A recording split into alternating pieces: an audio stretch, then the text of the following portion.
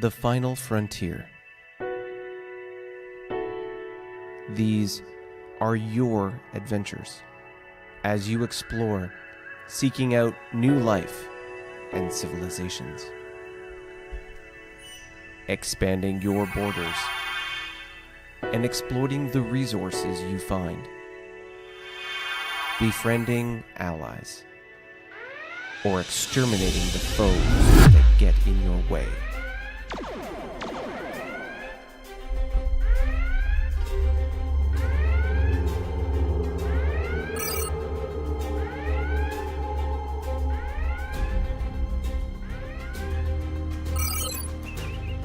Contact detected entering sector. Configuration unknown. Assessing.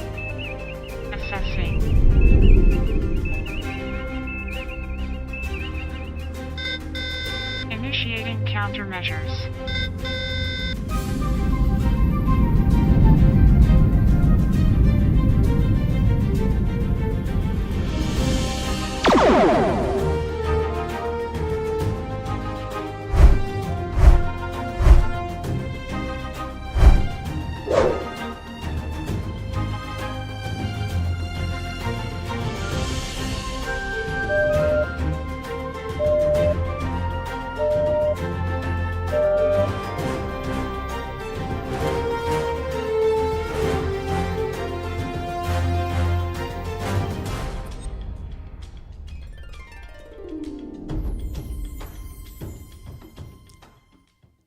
Ladies and gentlemen, boys and girls, I apologize. We are a few minutes late. We had to reset the prefix codes, but we are now back up and running. Welcome to Star Trek New Worlds. My name is Tony. Thank you for joining us here on Saturday at 11 o'clock Pacific time. I am just realizing as I reset the prefix codes, there are some minor things I need to work on in the background while I'm speaking to you.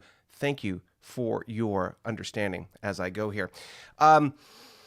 Yes, some exciting developments today. What will we be talking about? Well, as is featured in that thumbnail, the primary focus for today is war. That's right, the war the Lyrans are unleashing upon their smaller neighbors, the Romulans. Now, I'm sure there's much more to this layered controversy than just the territorial ambitions of one particular empire.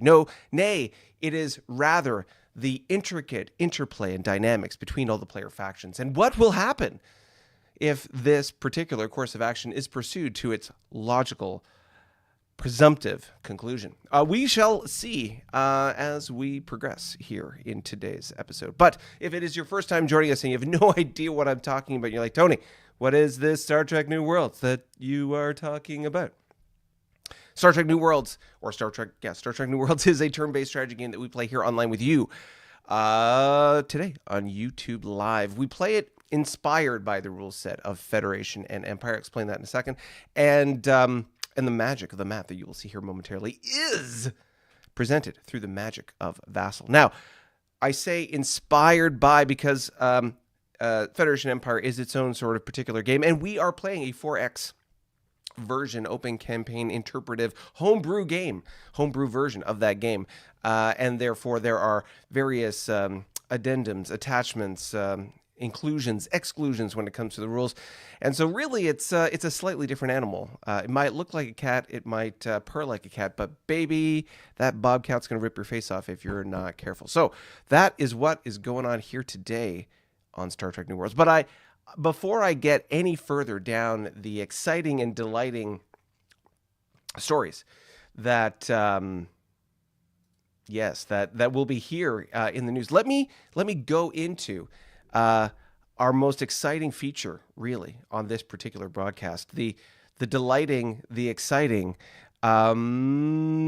galactic news.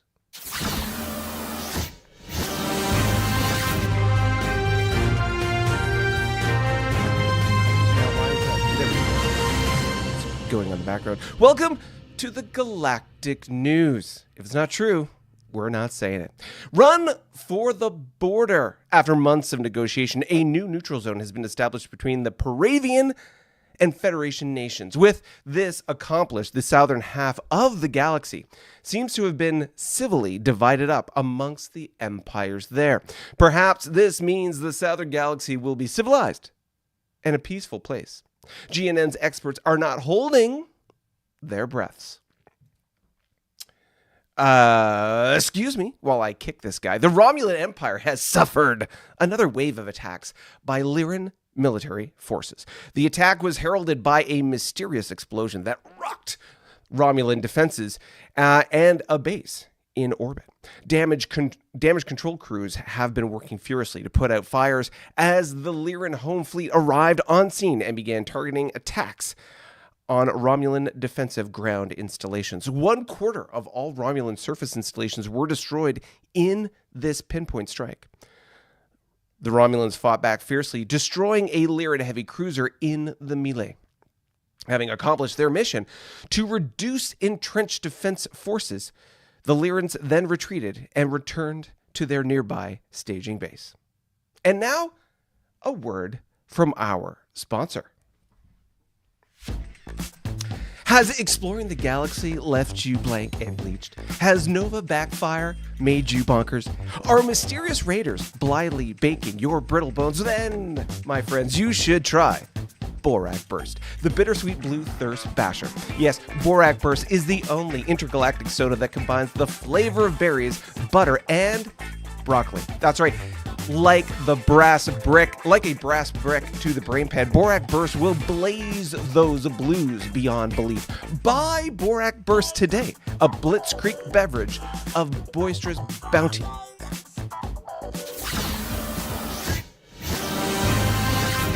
And we're back.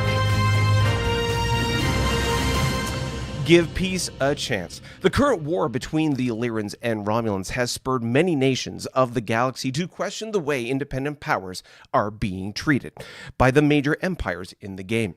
Diplomatic protests have been filed, and there is a rumor that some are working to create a new set of rules for galactic conduct designed to recognize the sovereignty of small polities such as the Romulan Empire. Others have opted to stay clear of the affair, citing that this is a local matter which does not concern anyone outside the Lyran sphere of influence. Could this conflict create a compassionate countercurrent that cultivates a new cooperative culture of civility? Oh, only time will tell. All right. Now I'm realizing that my red alert is not red alerting. Stand by as I update, correct, and adapt. This is all part of the prefix code buggery that has been going on in the background and that we are currently working to overcome.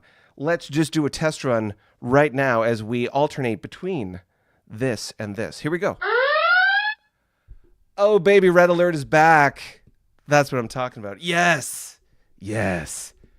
Yes. Okay. So, yes, as you can tell, our broadcast today is sponsored by Borak Burst. It's a new product recently designed and unveiled, as you can see on our Galactic News program.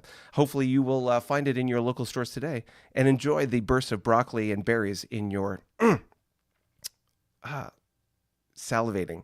I'm looking for alliteration and it's escaping me. So, looking forward to hearing lots of bountiful reporting about berry bursts in your mouth. All right, so let's carry on with the exciting and delighting news that is, of course, economics. We're just going to coffee nearly went sideways. Oh, speaking of coffee, there goes a photon fire. Just to make sure that you understand how prepared I am for today's episode. Oh, I'm double barreling it today. That's right. We ran out of coffee in the household, so I had to prepare properly. So if you would like me to double barrel and destroy the 2 chambers of caffeinated goodness that I have in front of me, your caffeinated photon support is required. I would like to thank the Franchise Wars contribution. Thank you. Thank you very much. All right, let's get into the exciting and delighting news that is the economics of this game. Here we go.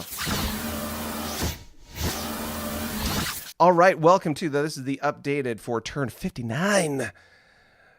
Oh yeah, what can we see here? Well, let's go in from the top to the bottom. I did not reorganize these just because of time constraints. So you will note that the Kzinti and the Borak should be switched in their order, but I will progress nonetheless down the numbers.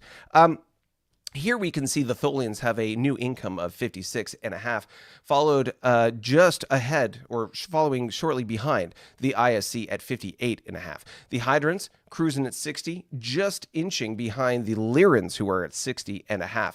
The Kzinti just a smidge ahead of the Borak with their 65 to the Borak 64.5. The Paravians still maintaining a good distance between them at 71. The Federation stepping back a little bit. They were over the 76 mark last turn. They are now at 75.5.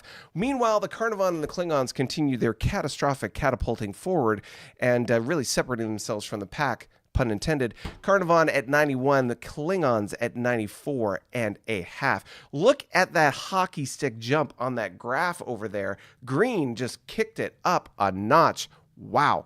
Now, I'm not exactly sure. We'll get to the map here in a moment, but I have a feeling there might have been a planet that was peacefully integrated into the Empire. Maybe more than one. I'm not sure.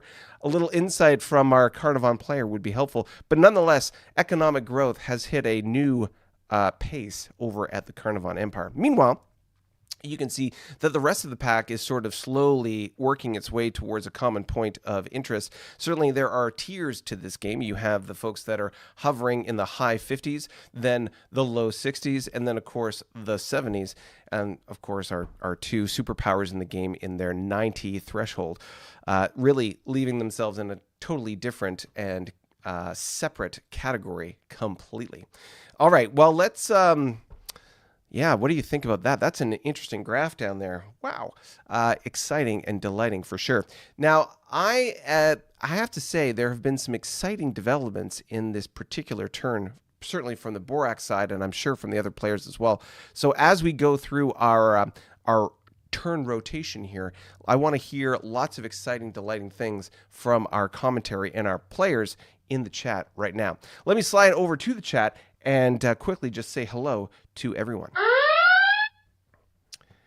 All right, using my masterful mouse competencies, which it truly are not. Yo, ladies and gentlemen, another coffee has just been fired. It is the most important race, Tholian. That's right, Tholian coffee is coated with cinnamon. What can I say? Thank you, sir. Oh, yes. All right, let's quickly run through who's who in the zoo here, who's joining us live today at 11 o'clock Pacific time. That's right, North American focus. Here we are. Bill Smith is in the house. Lost Muskrat. Hoorah! Devin Dean. Hey, Bill says, hey, all you F&E party people, hit it like you only... hit like the only love Tony gets when we give him the coveted thumbs up. That's right. No love in any other aspect of this game. Nothing but shade coming my way. Charles Pop is in the house. Good day, all. Daniel Pew Pew, our local GM. Devin Dean, Double D's is in the house. Thumbs up. Woohoo! What else we got? Dell saying only slander if it's not true. That is true. I guess what inspired that slanderous comment? Also, Daniel, I sent you a couple of emails. They really don't impact this turn, but will next turn. Also, did you already go bike riding? Well, yes. Okay, exciting. Let's see here. What else we get? What else? Batty. Hey, Smitty.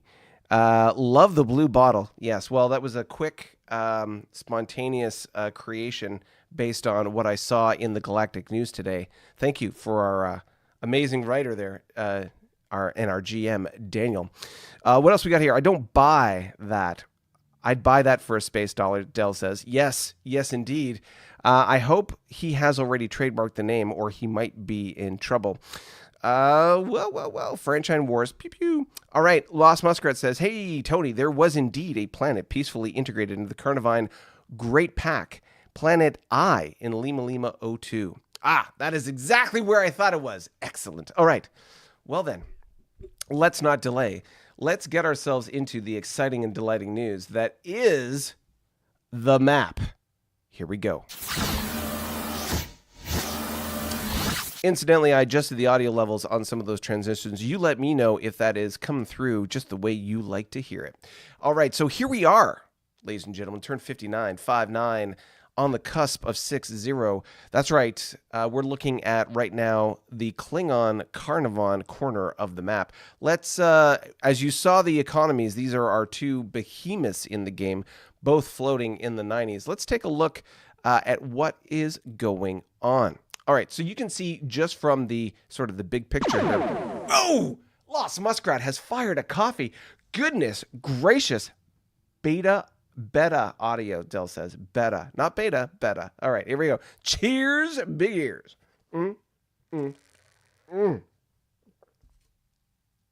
Caffeinated goodness, keeping me lubricated and ready to rock. All right, so let's talk about what is going on in the Klingon Empire. I see a derelict, size class 2. Not sure what that's going to be. I'm just going to go off on a guess based on previous derelict discoveries in perhaps other games and maybe this one. That looks like a potentially recoverable ship of some type that can be converted into some kind of dreadnought, battlecruiser, something of the such. I'll be very interested to know once the Klingons do discover what exactly is that derelict. Perhaps it's something else. Perhaps it's an evil AI waiting to take over whoever comes to find it. Who knows? We'll see. Speaking of AI, there is a raider in the top left corner there. You can see the yellow counter that I'm not sure whether it is consistent throughout all empires. However, the Borak Empire, the BIE, has certainly encountered some of these raiders in the past, and they have all been AI operated. So I'd be curious to know if the Klingons are experiencing the same. This particular AI battlecruiser is a 5-5. Ooh, ouch. And it is in the vicinity of, wow, the homeworld. So what is, or what can the Klingons do to potentially deal with this nominal threat? Well, we can see they have a fleet of F4s, total of 6 of them there. Weighty? Yeah, that's right. That's a word. Waiting and ready to be able to reach out and touch the interloper. Tholian Border Squadron also seems to be in the area. I'm curious what that will be. Let's take a look. Oh, again, a whole bunch of F4s. 5 of them. So between the 6 and the 5, I'm sure there's enough to be able to smack down that interloper. That shouldn't be too much of a problem. Oh, I see some, could be recoverable, could be a trap. Dell says, it's always a trap. Trappity trap. Unless it isn't, and then it's not. Indeed. Incidentally, as I'm noting on the screen, you will see below us, we are now 3/4 of the way towards our goal. I had reduced our goal, as in the past couple of streams, we had not reached our magic number 5. Number 5 is alive. So I reduced it to 4 today as a particular goal. It's always nice to hit your goals. When you consistently miss them, you need to readjust those goals. So today, our goal is 4. 4. Equally divisible. Square root of 4 is 2. Anyway, so 2 2s, and here we are, where we'll be at 4. So, wow, that coffee's really kicking in, eh? Yes, 4. That's the magic number for today. That'll make us whole. One big thing. Big green. So yeah, one more caffeinated conundrum, and we shall be at our goal. I'm going to take another quick sip in anticipation of photons heading my way. But while I do that, I want you to take a quick look at the bottom corner of the Klingon map. Look at that convolution. That's not a word. Look at that collection of cruisers. Interesting. Okay, this is going to play into what we're going to be talking about in a little bit, but let's just take a look as I zoom in and look at what is going on the border. Now, we've previously talked about what's going on in the various sort of other areas of Klingon space, and generally speaking, it's quiet on all fronts except for the southern front. So this southern front is particularly congested. And what do we see here? We have a large exploration freighter, so survey, a cruiser, survey, cruiser, command cruiser, tug, most likely building a base, there it is, Red Fleet and Northwest Fleet. Let's just take a quick look at Red Fleet, which would be, let's say, Duras Red Fleet. That's a survey ship, so that's Red Fleet, so survey. Northwest Fleet, Klingon Northwest Fleet. I see Southwest. Northeast. South. Northwest. Here we are. Northwest Fleet is a bunch of these theater transports, which, when you put 3 of them together, can do a lot of the same things that a tug can. So they can't build a base, I don't believe, but they can provide supply. So maybe extended supply is what those bad boys are doing until this base is operational. Fully operational. What else we got? We got a crippled ship here. Looks like there might have been a slinging of some sour words between somebody and somebody else. We have an exploration freighter. No, survey ship. Thank you. Words coming out of my mouth. Very well. Thank you. We have another cruiser with a tug. Probably going to build another base post haste. Survey ship. Joint task force. Oh, let's look up these joint task force. Okay. JTF Beta.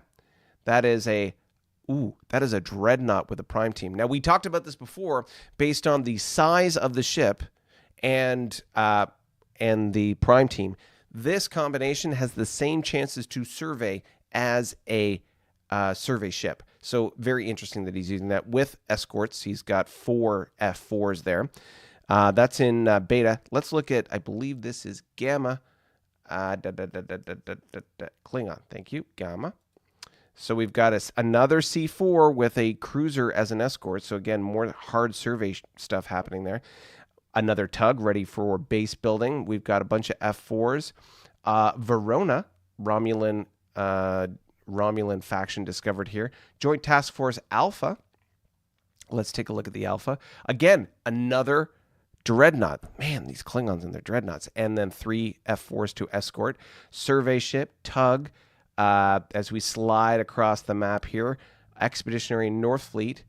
Let's take a look at these things. Expeditionary. There we go. Expeditionary. So you can see here, Expeditionary is a survey ship with a prime team, so best possible chance for exploration.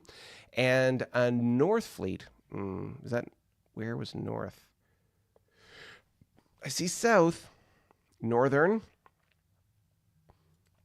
There it is. All right. So and then we got another survey ship with a prime team. So as you can see, the overall push by the Klingons is hard on exploration. They have rather substantive military forces. Look at all those dreadnoughts in the area ready to push. And as I mentioned before, they are pushing hard towards the Lyrans. You can see that now they are basically within 2 hexes, because it's just a matter of time before this gets discovered. They are within 2 hexes of Lyran space. That's happening fast, very fast. And if I'm the Lyrans, I'd be concerned about that. Why, you say? Well, and this will go to sort of a thematic piece of the narrative going forward. There have been some, shall we say, tensions when it comes to border negotiations with the Lyrans. Now, the Lyrans have reached out to multiple neighbors to try and establish various borders. Now, you can see to the northern sort of hemisphere of their, shall we say, border regions, they have the Klingons, the Carnivan, and the Borak. Now, the Klingons have had an exchange with them, which did not go very well for the Lyrans. Now, you be the judge, and I think, you know what? Let's see if I can find it. There was an exchange that was shared, and I'm curious if I can find it. Charles. Let's see here. I'm trying to see if I can find the specific exchange about. No, that's not what I'm looking for. There was a diplomatic exchange between the Klingons and the Carnivans. Here we are. So these,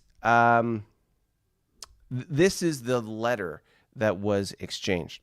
Dear Lyran Empire, our current understanding with the Carnivan recognizes the X column as a Carnivan-owned border, enforced through mutual strength, subject to future revision, especially in light of wars and wormholes and wormhole movement.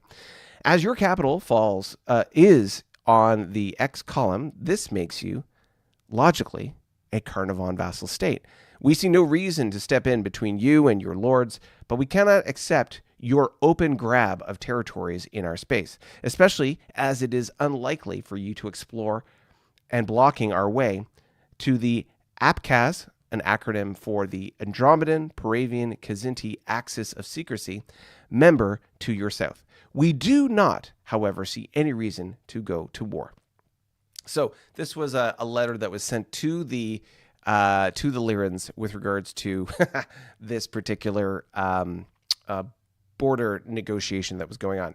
Now, the reason why I understand this was the response is because the Lyrans, now granted, this is many turns ago at this point, but as of right now, and I will zoom out so we can see a little bit better, you can see the footprint of the Lyrans. It hasn't changed too much in this sort of neck of the woods here, but you know that it's relatively the lima bean formation that we've seen before.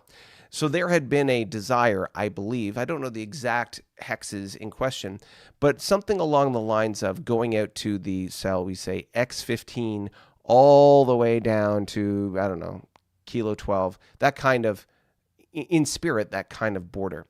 And the Klingons at the time, who were and still are exploring aggressively versus the Lyrans not doing so much, really did not concur with that particular assessment of territorial acknowledgement. And so as a result, they sent that message. So, as you can see, the Klingons are continuing to explore aggressively to the south, and I expect that they will encounter the Lyrans, and there shall be a little exchange, diplomatic or otherwise, to be able to suss out exactly where the potential border is going to be. As mentioned by the Klingons, they're not looking for war, but keeping in mind how strong the Klingons are economically, militarily, that may go a certain way. Speaking of militarily, I realized that I have not looked at fleet cap as of just yet. So let's take a moment and just look at our fleet cap numbers so that we can see exactly what is going on with these various factions. So putting it in the middle of the map here, you can see that the Borak have a total of 33 ships. Again, small number of ships. They suck. 33 ships with a total of 92 attack, 194 defense. The Carnarvon are over 3 times that number at 102 ships. 225 total combat or attack factors with 428 on the defense. Federation is at 71 total ships with 153 to 277. The Hydrons down in the bottom right corner are at 55 total ships with 120 attack, 236 defense. The ISC in the top right corner are at 36 total ships, a little bit more than the Borak, at 82 to 173. The Klingons have a ship count almost equivalent to their economy at 94 total ships, 224 attack, 400 defense. Wow. The Kzinti also sort of higher in that number. They're at 54 with 130 attack, 228 defense. The Lyrans, currently engaged in a conflict, are at 43 total ships, 99 attack, 218 defense. Interesting to note the 10 more ships than they have in the Borak, but not an appreciably significant difference in attack factors. It's interesting to note that. Paravians, 21 ships. That's a significant increase from their previous turn. So it looks like they're starting to build some ships. 21 total ships, that's 70 attack, 142 defense. I guess we're going straight to the Tholians. The Tholians at 69. Yeah, Del really likes that number. 69 total ships at 122 attack, 321 on the defensive factor. So as you can see there is quite a combination of fleet sizes, and certainly the Borak and the ISC are on the lower end, with the Klingons and the Carnarvon really being at the top end of that scale. So very, very interesting to see how that goes. So when you look at the 90 plus ships that the Klingons have, and of course the total combat effectiveness of that, and then you compare that to the 43 ships that the Lyrans have, there is an interesting dynamic there when it comes to the concentration of forces. And of course the Klingons, with their particular dynamic, being in the corner and getting along wonderfully with the Carnarvon, don't have to concern themselves with relocating or allocating ships on any particular border. They're in a good spot, generally speaking. Or so it would seem. So that's good. What else we got? Yeah, so that's the Klingons going to the south and the Lyrans potentially going to encounter them. What will occur? We'll return to the Lyrans and their sort of border negotiations here in a moment, as it is the common theme for today. Let's look at our good friends, the Carnivon. Now, I think the Carnivon are they're on the cusp of between them and the Klingons running away with this game. It'll be very interesting. Okay, so we said that the Carnivon had a huge hockey stick improvement in their economy. Let's take away the ships real quick. You can see this planet up here, the planet of I, still has a little neutral zone around it, but it was brought on board to the Carnivon Empire. It is a minor planet, which means it is a 3 EP planet. So 3 EP added to their economy. Bang. And if I just flash the ships back and forth here, you can see that the exploration of the Carnivon Empire has produced a number of EP that they've discovered. For example, there's at least this resource here and this colony down here. Looking at other options here, maybe this colony as well. So, I mean, there was certainly as much as 5 or 6 EP discovered this turn, which was quite the hockey stick improvement from 2 turns ago. So the Carnivon are continuing to really do a good job of explore and using their diplomatic finesse to be able to bring on more exciting things. Now, as you can't quite see it because it's just beyond what we can see here on the map. Let me zoom in, and I will show you at the top of their map. Anytime you're ready here. There we go. At the top of their map. Oh, you can't quite see it. It's just off screen there, just because of the way the screen is cropped. There is a raider. If I zoom out, can you see it? I don't know. You can't really, unfortunately. Yeah, unfortunately, we can't see it. So there is a raider at the very top of the map there. It is a auxiliary cruiser. It is a 2 attack, 2 defense unit, and it is just outside of reach for visibility there. So it is. It is within striking distance of the various ships that you see here. Now, of course, we've got a tug with a frigate, 2 tugs, a frigate, and a diplomat.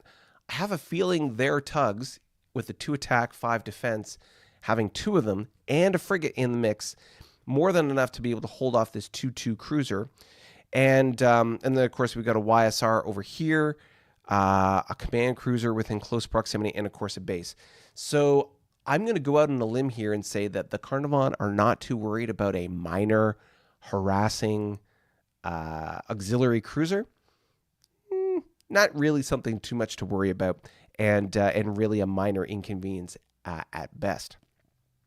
If we slide over here on the border between the ISC and the Carnivon, despite my greatest fears, it looks like things are going swimmingly between the Carnivon and the ISC. You can see that they seem to have exchanged ships. There is a YFF that is currently in custody for the ISC.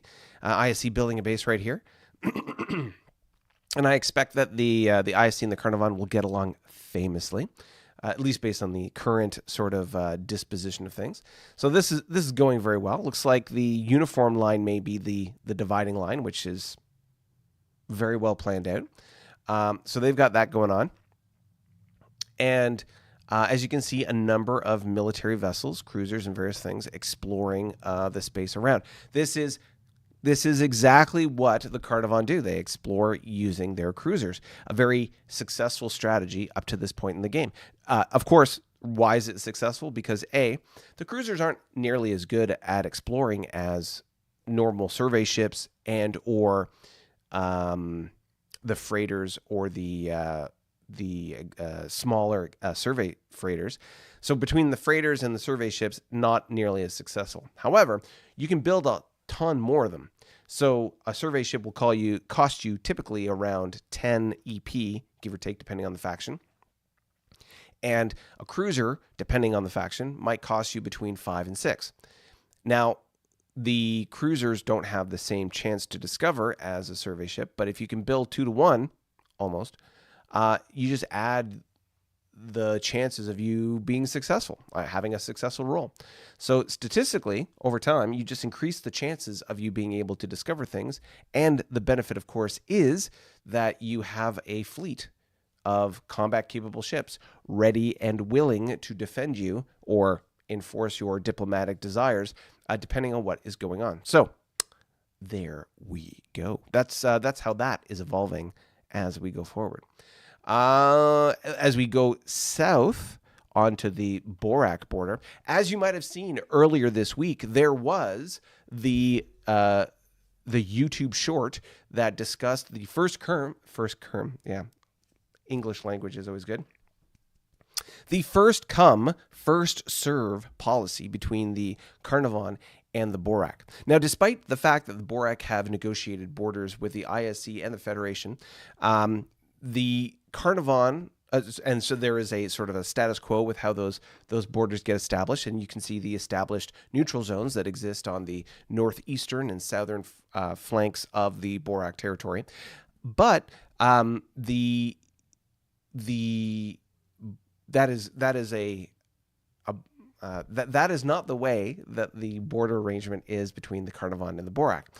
They've established a first come, first serve policy where there is not at this point a hard line of neutral zone established, but rather a common agreement between the two factions that there will be a first come, first serve policy as ships move into to discover these various hexes and whatever it is that they find. The faction that discovers it sort of retains ownership or custody of that location, and then after everything is discovered, perhaps an actual neutral zone will be determined at that point. Will it be like a scraggly line and not something like clean and straight like you see with some other factions? Probably, most likely. That's probably how that's going to go. So that's how that is likely going to occur, and that's fine. That's just sort of the nature of the evolution of the discovery and the search that is happening here between the Borak and the Carnarvon. But lots of good discussion back and forth between these factions about trade and sort of the rights of trade and the ability to be able to conduct economic activity between them, which is really good because, of course, that is the Borak sort of priority or focus. And so, things are going really well. And interesting to note, as I take away the ships real quick here, you'll notice like in this past turn, a resource being discovered right here on the edge. And you can see, there's a Borak ship right there. Minor faction being discovered here.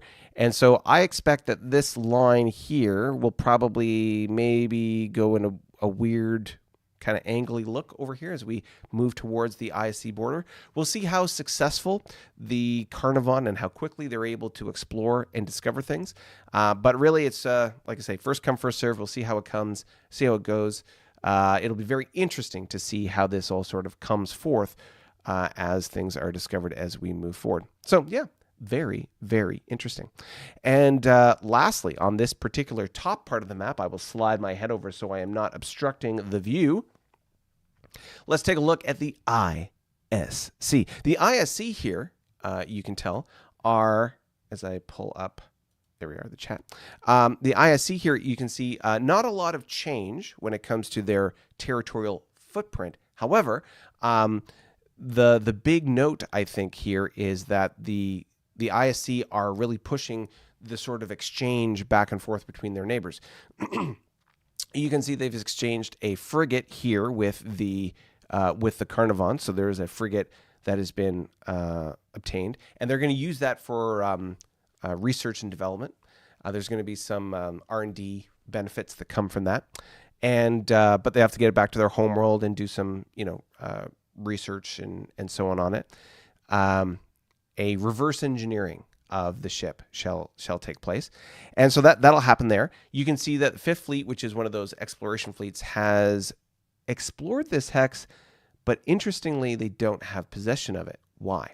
Well, this tug, I expect, is providing extended supply, and because it's providing extended supply, it's not part of a fixed supply grid, and therefore, under the house rules that we have, if you're providing a extended supply, you cannot sort of claim ownership of resources that are outside of fixed supply. You have to have, again, bases, planets, or other sort of fixed supply network assets extending your supply to be able to sort of retain ownership of those assets.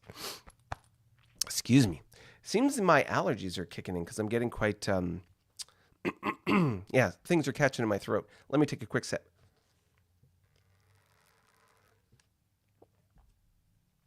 All right. So that's what's going on there.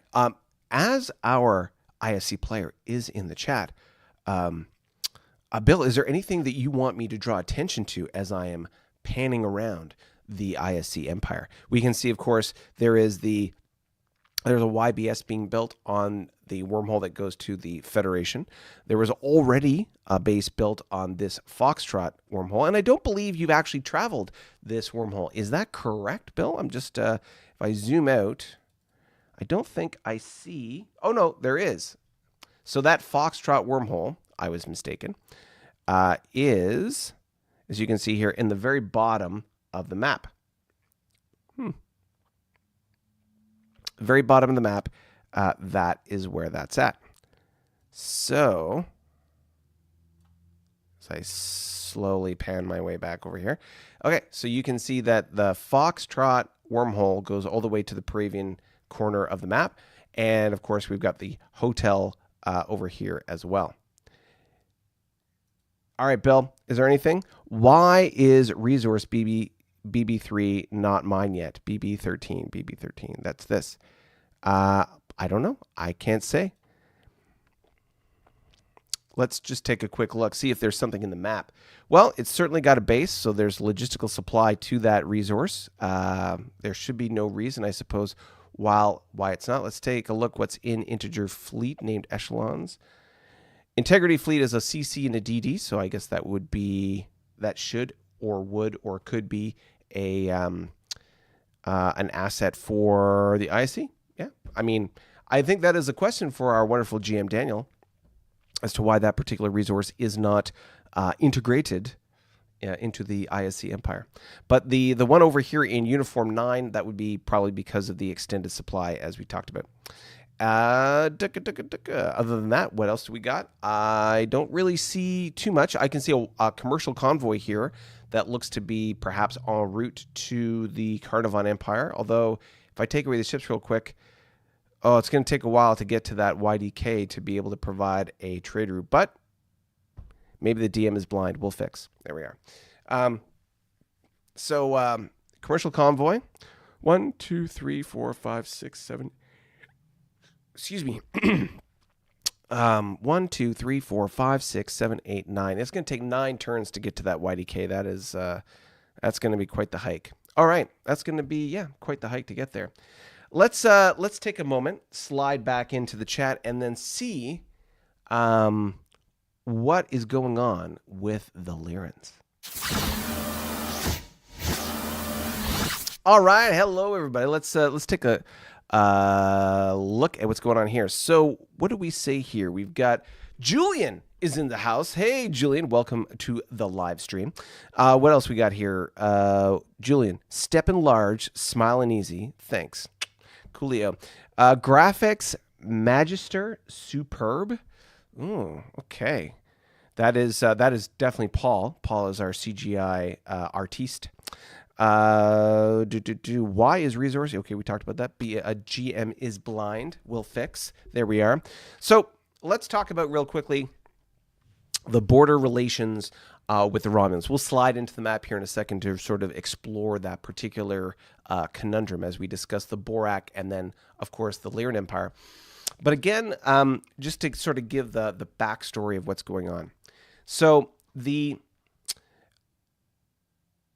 as you will see on the map, there is the Lyrans, as they were exploring, they came across a number of minor factions. So we have a Gorn minor faction in that area. We have the Romulans that they're currently fighting. And what's interesting about this Romulan faction is there's 2 planets right beside each other. There's a medium planet and a minor planet. And one of the sort of the fun things about the way our game evolves is random in the sense that like there are tables, you roll them, and it's not It's not. There's no intelligent design behind it. Intelligence with this group, that's a big ask. It's sort of randomly generated, and so the random number generator created two Romulan factions side by side, and so the GM took this opportunity to create a sort of super minor faction. And I think I discussed this before about how those two factions side by side, with their economies being at 70p, they're like almost the equivalent to the beginnings of a player faction. When we started off the game as player factions, we had about 13, 14 EP, something like that. And so at 7 EP, they're very close to that. And they are certainly bigger and more robust than other minor factions that we find in the game. So there is a hub, if you want to call it, or like a collection of minor factions within about we'll call it a 3 hex squared area, where you've got Romulans and Gorn, a collection of Romulans and Gorn. The Lyrans had been exploring in that particular direction, but then for whatever reason stopped. Didn't continue to build bases in that direction. Just kind of like petered off as far as their exploration goes. No problem. So they peter off their exploration, and they focus on some other things. And in the meantime, the Borak were exploring towards that area. So the Lyrans had been exploring east, the Borak were exploring west, and so they came across this. Now, the interesting point is that the point of contact here is that minor faction area. And so if you think about, and you'll see this on the map, there's the yellow, which is the Lyrans, the minor factions, and then the blue, which is the Borak. So there is a crossover potentially of supply, but there is very, very distinctly a delineation between these minor factions and the rest of Borak and or Lyran space. So the Lyrans have taken the position that there is a sphere of influence that is theirs. And I would argue that it's probably strongly influenced by their range of supply. Okay. So we'll get to this. So Chuck just said in the chat there, we stopped as we were negotiating with the Borak on a borderline. And that's true, although not quite true, in the sense that, yes, we were negotiating a borderline, but there were no ships in that area leading up to and during that time. So I would challenge that statement about that we stopped because we were negotiating a borderline, because there wasn't any active exploration occurring at that time. But regardless, there is a claim by the Lyrans at this time that the Romulans and the minor factions in that area are within the sphere of influence. Now, what the definition of a sphere of influence is, who knows? Like, there is no definition for it necessarily, other than they are within the influence of the Lyrans. And as you will see on the map here in a moment, the question will be, if you were to reasonably accept that those factions are within a Lyran sphere of influence, would they then not also be within a Borak sphere of influence if the Borak have just as much supply range and or proximity to those same factions? So if one has sphere of influence to it, would the other not as well? That's a debatable subject. We can talk about that. And this goes to this sort of the strategy of the Lyrans. As we talked about earlier with the Klingons, there was an aggressive stance, an optimistic stance when it came to the territorial claims with the Klingons. And the Klingons basically brushed it aside and carried on with what they were doing, as the Lyrans did not have the ability to sort of enforce their territorial claim. That's fair enough. And the Klingons are the biggest, baddest folks in the game, economically and militarily. So, what is anybody going to do about that? Yeah. So we'll get this. You'll see it here pop up in a second. So we'll talk about this. So the border claim between the Klingons and the Lyrans, the Klingons chose to ignore it and just carry on. Okay. So then the Borak engaged in conversation with the Lyrans, and the Lyrans initially made a claim of what they wanted to be their border, and as is always the case when you're negotiating these things, generally speaking, it has to be a mutually agreed thing. Like, I agree to recognize your claim, you agree to recognize my claim, and we'll draw a line in between them, and away we go. The Lyrans made a request or made a claim for territory, and that was, I would say, ambitious, or at least from the Borak perspective, we didn't agree with that claim. And so we made a counter proposal. And as is often the case with this game, because we are a turn-based game and there's lag, sort of like as we email back and forth and various other things, we made a counter proposal. There was no response to that counter proposal. And then, so in the absence of an agreement, we continue on with what we're doing. And then there was an email about, you're crossing into our territory. And it's like, well, we haven't actually made any agreements yet. So we re-proposed or made the proposal again, or reinitiated the agreement as far as like the potential border. And again, no response. So in this circumstance, this is what I see, and I totally acknowledge that I am completely biased. I am playing the Borak faction. I'm taking the Borak side, so to speak, from the way I'm describing it. And so there's all those biases that are there. This is how the Borak see this situation. Keeping in mind, the Borak are economically and scientifically focused around growth and expansion, in the sense of like wanting to continually grow economically, not necessarily territorially, but just economically. And so the opening perspective from the Borak is we have as much claim and or territorial exposure to the Romulans and the Gorn as the Lyrans do. It seems unreasonable for the Lyrans to make the claim that it is theirs versus nobody else's, especially as they don't have the military infrastructure in place to support that claim. And so we were trying to propose and sort of sort out some kind of border agreement so we would avoid that. We'd also in that discussion, in that dialogue, and maybe I can find it and maybe we can read it or whatever. Oh yeah, here we go. I think. Yeah. Okay. So I've got it here, and I'll share that in a second. And so there's. So anyways, there's the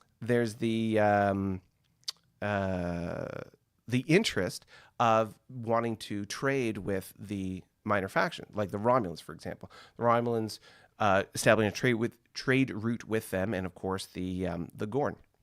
So this is the message that was sent to the Lyrans when we were first talking about it.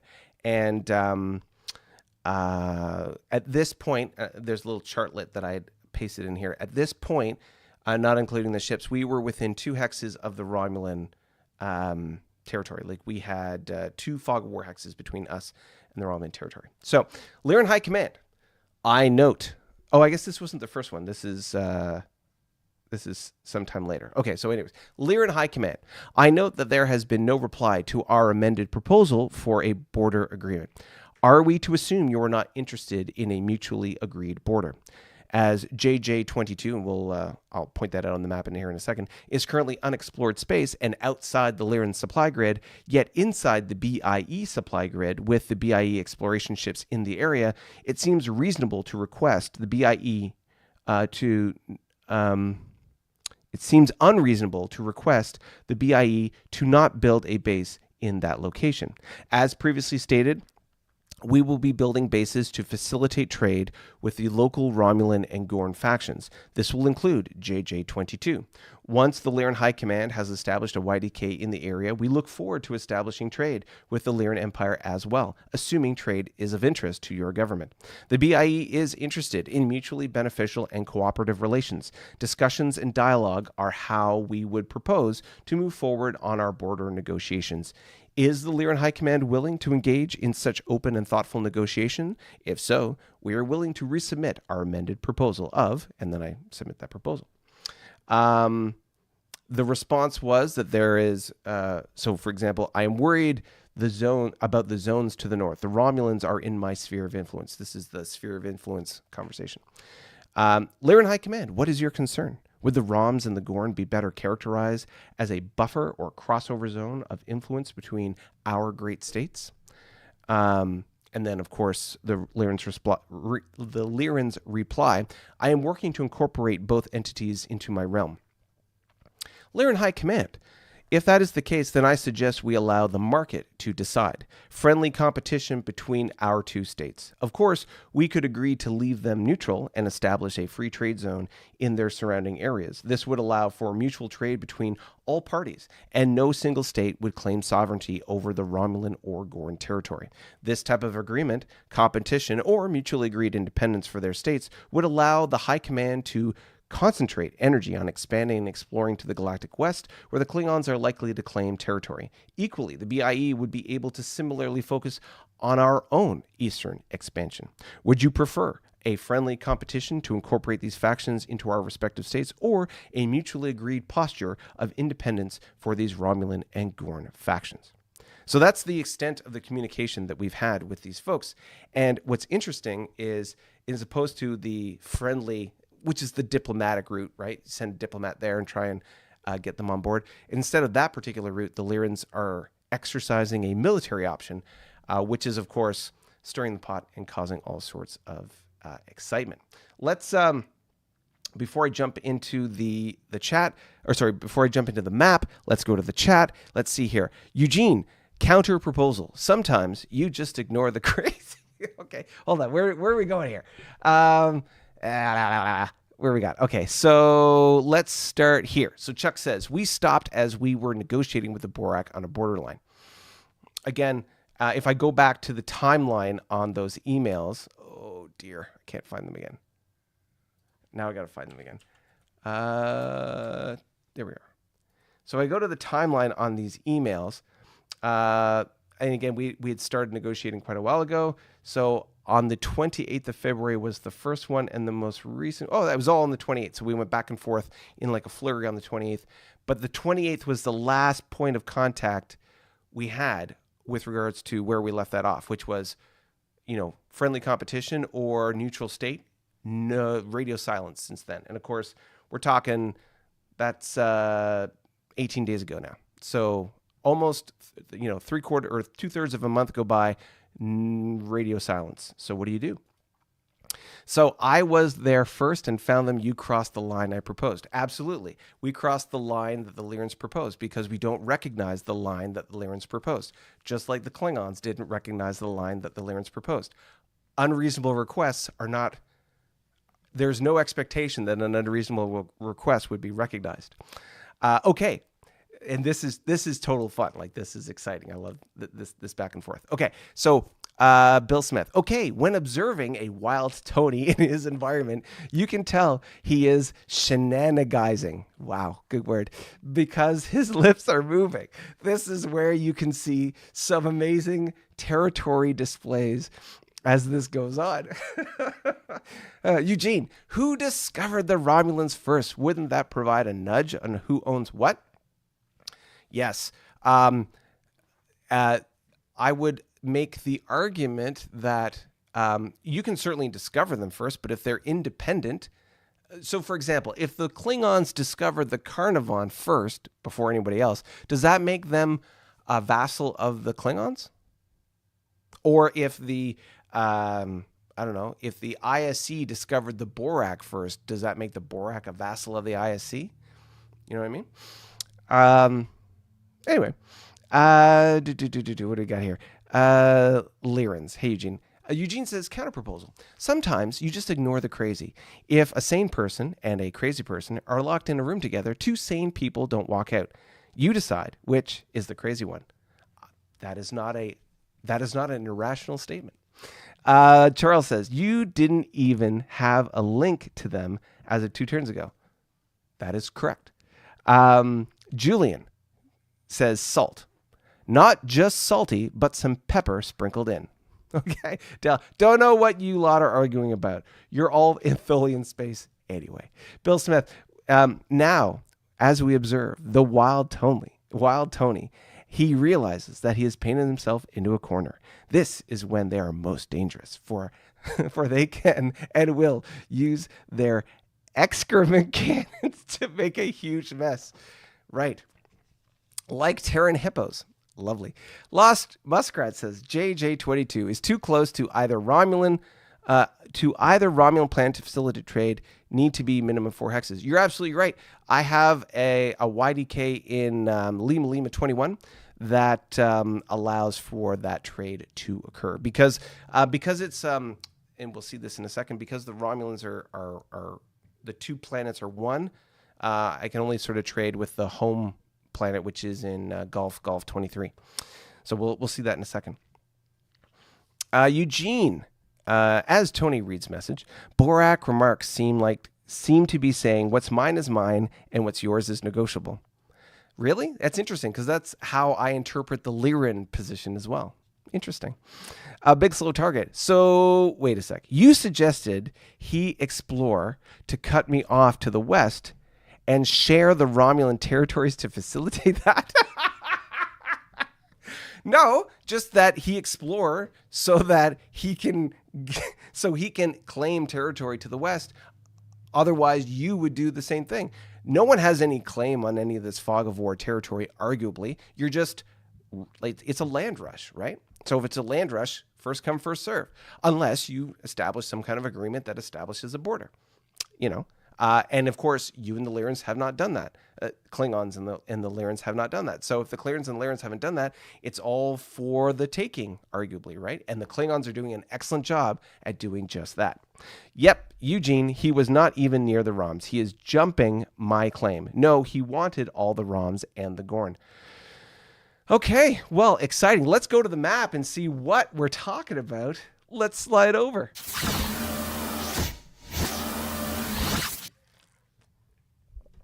All right. So this is the area we're talking about. I'm going to take away the ships real quick so we can sort of see what's going on here. So for the context of what we're talking about, as you can see here, this is the sort of the connective tissue. I'm going to pull up the supply menu. There's the Borak and the Lyran. And just to make sure, we'll set supply. Okay, supply set 3. Okay. So this is the current supply overlap that you can see. Now, if you will note, there is overlap here between the Borak and the Lyrans, for sure. And JJ22, which is right here, this is where this base is going. This base, by example, needs to be here, or it is there to be able to facilitate trade to the Gorn and the Romulans. Why is that, Tony? What are you talking about? Your YDKs need to be 4 hexes away, as Lost Muskrat clearly stated. You're absolutely right. I still need to have supply to those factions so I can get the ship to them. Fair? So the YDK is the focal point or the source of where these ships are coming from. So 1, 2, 3, 4, 5, and 1, 2, 3, 4, 5, 6. Or if I had a YDK here, 1, 2, 3, 4 to this minor faction here. So either way, there is space here that you can see to be able to make that connection. So there's the Romulan, and because the Romulan are these 2 planets together, and I'll take away the bases real quick. These 2 planets together, this is the sort of the headquarters, the focal point that I need to trade with. And then, of course, there's the Gorn there as well. So based on this distribution, Oh, I'll take away the ships real quick. So I need to send the trade route or the Y convoy, the commercial convoy, excuse me, to be able to trade with these hubs. So that'll establish the trade, and away we go. As a GM, this kind of stuff is so much fun, Daniel says, and I totally agree. And to be fair, like this is purely just entertaining and fun, right? Julian, and I thought the Federation was the insidious incorporator until those planets turn yellow. They're up for grabs, Julian says. Cheers, Julian. All right. Bill Smith. Now, as you see, the Wild Tony has been discovered. He is flagellating wildly in all directions. Okay. Eugene, first come, first serve. Except that it seems that the Borak are always first, regardless of who accidentally stumbles across the Borak claimed areas before the Borak uncovered the hex. Interesting. I want to see how he justifies his tug moving to where it is. Absolutely. So we'll talk about that here in a momento.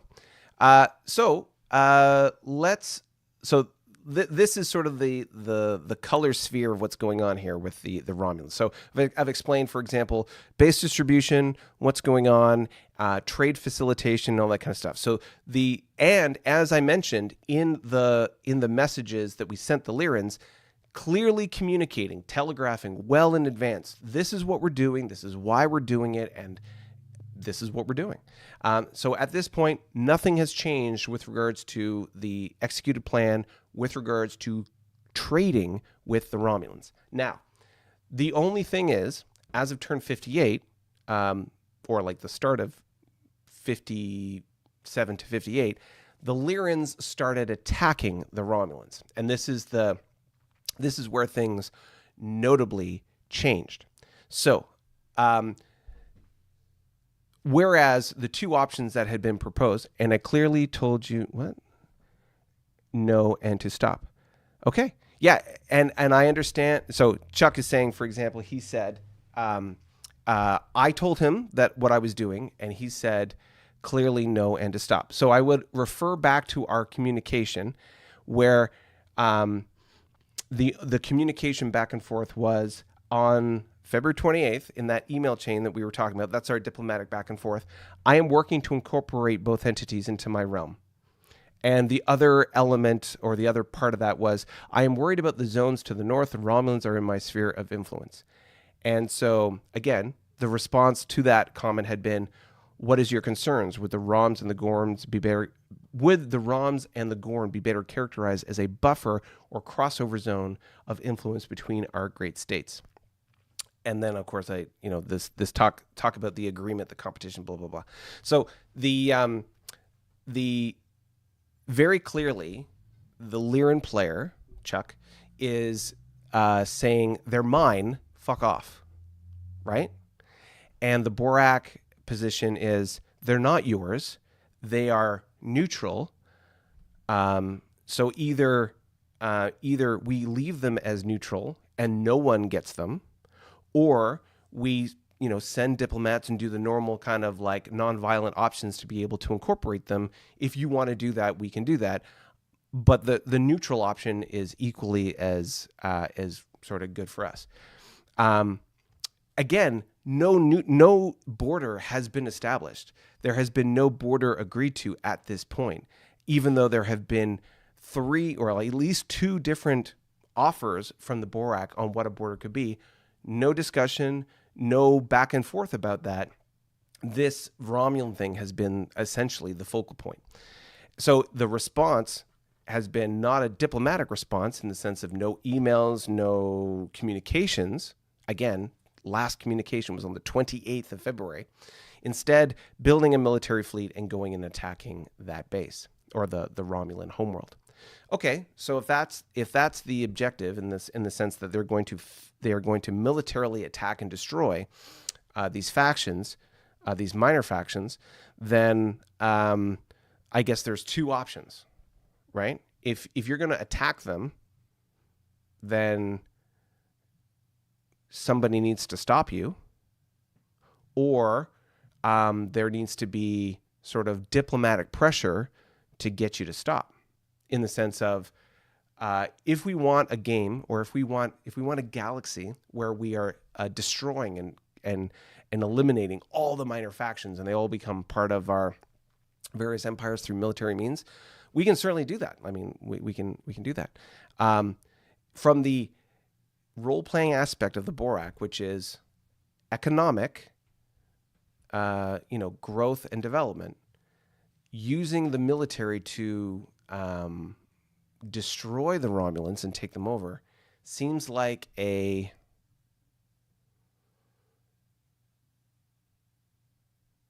costly course of action.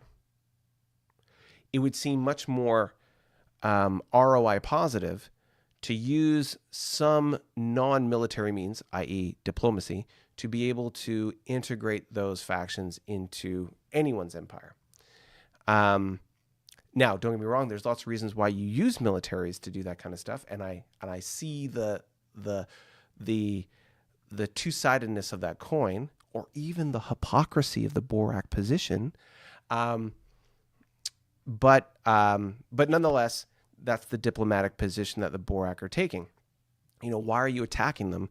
This doesn't make any sense unless if that is the attitude the Lyrans are going to take with regards to this faction, and that is the buffer between us and the Lyrans. Is it not reasonable to assume that the Lyrans would then attack us at some point? And if that is the case, then would it not seem reasonable to take some kind of action to prevent them from taking over the Romulans? Like, I don't know, supporting them, reinforcing them, sort of like the US did with the UK in World War II, like the Lend-Lease agreement, even to the Russians. So what's all that going on there, right? So exciting, fun role-playing dynamics taking part here. So I'll go back to the chat here in a moment, but Chuck had asked the question, why are you putting your tug there? Okay, so let's be clear. And on our Discord channel, we have a narrative role-playing component, and in that channel, the Lyrans had announced that they were establishing an exclusion zone around this area. And again, keeping in mind that when one party all by themselves says, this is my yard, stay off. If we all agree that that's your yard and we stay off, great. If we don't agree and say, no, that's not your yard, that's his yard, or that's my yard, or that's nobody's yard, that's a public park, then some stuff some disagreement comes about. So if we look at the map, that tug is currently in the neutral zone of the Romulan Empire. It's in a neutral zone. It is not in the territory of the Lyran or the Borak. It is within the supply reach of the Borak. It is within the disputed area between the Borak and the Lyrans. And it is not actively engaged in any particular conflict. It is not fighting anybody. It is not engaging and sort of firing weapons at anybody. It is a tug. It is a non-combative unit, even though it does have 2 attack factor. So, the Borak do not recognize the Lyran exclusion zone. The Borak do not recognize Lyran's claim to the Romulans, in that they may be the first to have bumped into them. They may be the current antagonist trying to attack and conquer them. But we do not agree, we do not recognize Lyran claims over the sovereignty of the Romulan faction. In fact, we, the Borak, believe that these minor factions, specifically the Romulans, because of their proven track record of diplomatic and economic contribution to galactic well-being, believe that the Romulans are a faction, Romulans deserve the acknowledgement and the establishment of the right to exist, that we should defend their right to exist, and that anyone, including the Lyrans, who choose to subjugate this faction or any Romulan faction through military means should be opposed. And so If the Lyrans want to keep attacking them, I guess, but why do that? Why not just chill out? Why not use the Carnarvon methodology of diplomatic means to be able to incorporate them into your empire? Wouldn't that be better? I don't know. Anyways, that's my 2 cents. Let's slide back to the chat and see what everybody is talking about. All right. Okay, what do we got here? 9- line. Oh, I got it. The Borak burp. Okay. Okay, so Julian says, Eugene, doesn't everyone have areas they consider theirs before they uncover it? Say, for example, the area between your unexplored space and the map edge, or the several hexes immediately beyond your borders. Chuck says, it was fine until you put your tug there. I'm cats. What? I'm cats that are Arab mentally. What does that mean? Chuck, what does that mean? I am cats that are Arab mentally. Perhaps you can explain that in greater detail, Chuck. I don't understand what that means. Bill says, I do notice a captured what? Oh, vulture. Captured vulture on Tony's homeworld. How did that happen? Well, Bill, I will let you know that there is a Romulan planet that I currently have trade with, and I purchased that vulture. Economically advantageous, mutually beneficial agreement between both parties. I paid for it fair and square. I have a very good relationship with the Romulans within my territory, having diplomatically incorporated one faction, currently have a trade relationship with another, and as you can see, the ones that I'm currently trying to engage in trade as well. Vulture. Sorry, again, Yulcher. Tony is replacing the PRC. The PRC?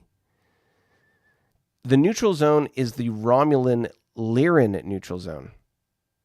Well, with respect to the Lyrans, the neutral zone is the neutral zone between Romulan territory and outside states. The Borak, again, do not recognize that territory to be Lyran, as the Lyrans and the Borak have not negotiated a border. If we were to negotiate a border, absolutely. We have not. If you would like to negotiate a border, my phone is waiting. Julian, laugh out loud, the 9- line. Oh, I got it. The Borak burp. I don't know. What are you talking about? Okay, big slow target.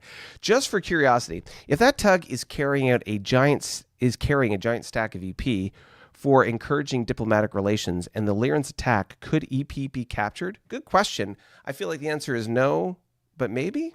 I don't know. That's a GM question to answer. Losk Muskrat, Carnarvon method of diplomatic means. You forget the Carnarvon military action on Beam. Mike 05. Okay, let's just take a quick look at Mike 05. Oh yes, that's right. So remind me, Losk Muskrat, were they Gorn? What was the faction that particular group was? Were they like what minor faction were they?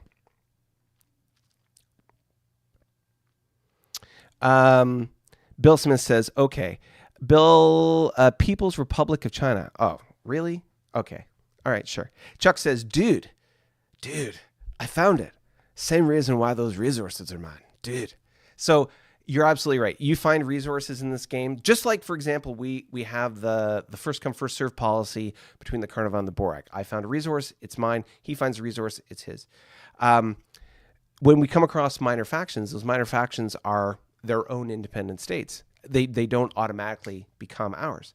So if it is the position of the Lyran player that because you found them first, they are yours, then I look forward to illustrating how incorrect that position is. I don't want to fight. I would much rather negotiate a border. But if you keep fighting the Romulans, I can guarantee that it will not be a beneficial outcome one way or the other. Because there will be more than one faction that will oppose that course of action. Bill Smith, actually, yes, maybe. Lost Massacre. I think they were Gorn. Yes. Okay. So this is a role play thing for the Borak. So the Borak have encountered multiple Gorn factions, right? And all the Gorn factions that I've encountered have been sort of near hostile with me. There's on the map, you will note here, I'll just show it real quick. Slide over. Let me get rid of these supply menus. It's so annoying. No, that's not what I wanted. Supply menu, sorry. Excuse me. Let's get rid of the Borak, get rid of the Lyran. Okay, so you'll see here in the top corner here, there is a Gorn faction, and they're unhappy with me. Many of the Gorn factions, when you bump into them, because you don't discover them until your ship is on the hex and then uncovers the hex, right? So when you go into that hex and there is a planet discovered, and in this case a Gorn faction, they have all been very unhappy with me when I discover them. And so there has been a shall we say, disagreeable bias towards the Gorn from the Borak role-playing perspective. So we've encountered, at this point, the Vudar, the Romulans, and the Gorn. We've encountered the Romulans, and every encounter with the Romulans has been positive. There's been good diplomatic relations, trade has been established, and there's been good back and forth between us. Excellent. On top of that, there is then there's the Gorn, and every time we've encountered the Gorn, they've been hostile and aggressive, and because they start off as being unhappy, and this is the kicker, when you're unhappy, when you have a minor faction that's unhappy with you, you can't trade with them. You have to get them indifferent in order to make them happy. And so that has caused a barrier to diplomatic entry when it comes to dealing with the Gorn. And so as a result, that has created a negative bias for the Borak with the Gorn. And we've just encountered the Vudar. The Vudar at the very top of the map here, you can see, I'll just take away the ships real quick. We've just encountered the Vudar, and if we take away the base real quick, you will note they're indifferent with us. They don't care about us one way or the other. And so far, all's well that ends well with the Vudar at this point. We'll see how that evolves going forward. So from a role-playing perspective, let's put it this way. From a role-playing perspective, the Borak have a vested interest in positive outcomes for the Romulans. We have 3 different interactions with Romulans. Very early in the game, it was very positive. We had trade with them, and they became part of our empire. The second faction we encountered, which we currently have a trade route with, they've sold us stuff. We have really good relations with them, and we've established this really strong relationship. There's a third faction, the one that the Lyrans are currently attacking. We've established diplomatic relations with them. They've indicated their, from a role-playing perspective, their desire for support, their sort of fear of military presence, in the sense of like they don't want us to put military ships on their planets, but they are asking for help. And we, as the Borak, having had such profound positive interactions with Romulans, having a demographic of Romulans currently part of our populace, are, again, from a vested role-playing interest, we have a clear motivating factor to keep the Romulans alive, and in this case, independent, at least, from Lyran domination. That is not the same way we feel about the Gorn, and we don't feel one way or the other about the Vudar at this point, but we have very strong bias and relations with the Romulans because of the positive stuff that's gone on. So and let's slide back to the chat here real quick. So when from a role-playing perspective, and again, this is a war game, but in the context of the way we play it, we incorporate role-playing elements. So the Borak faction has a vested interest. Every time we've engaged with the Romulans, there is two-way communication, open and positive discourse, and positive economic trade. All positive things, right? We've engaged with the Lyrans. The Lyrans have been very demanding, not willing to negotiate, because every time we're trying to negotiate a border, radio silence. They make demands, not requests. They are not engaged in any kind of economic relationship with us, i.e. trade, and they continue to threaten us.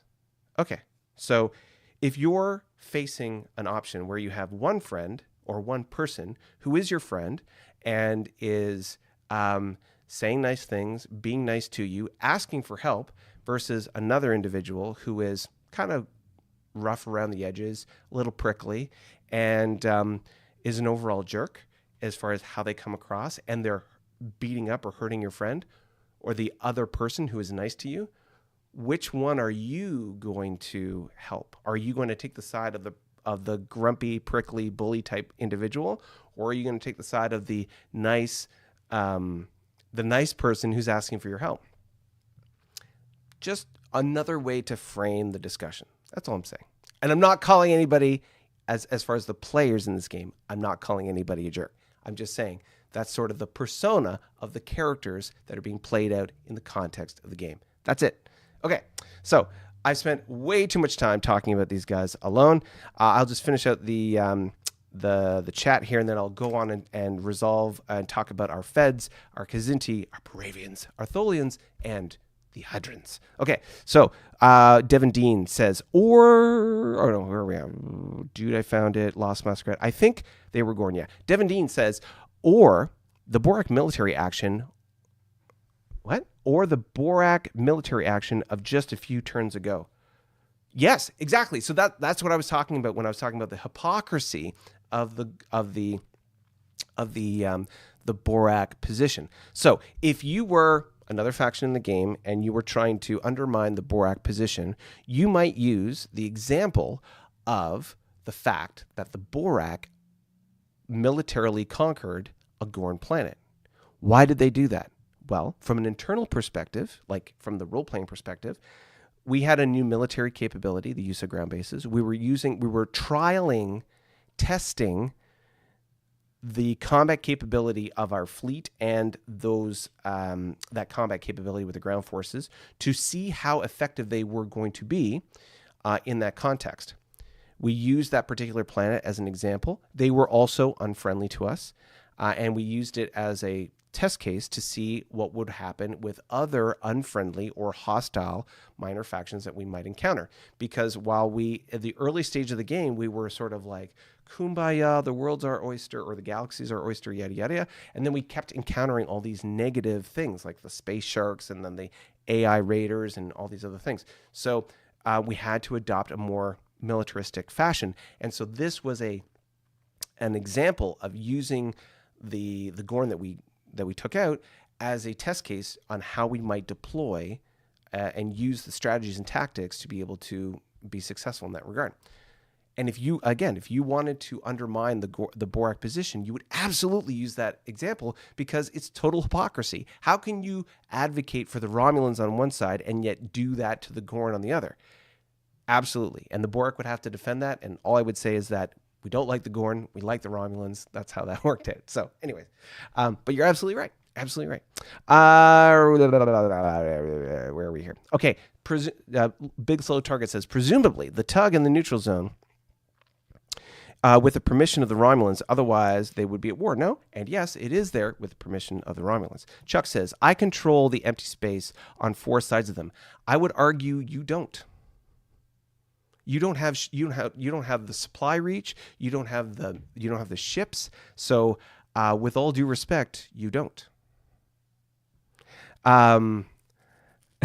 So, he controlled the space on four sides of them. So I'm just looking at the map. There's a whole bunch of Borak ships on the east side.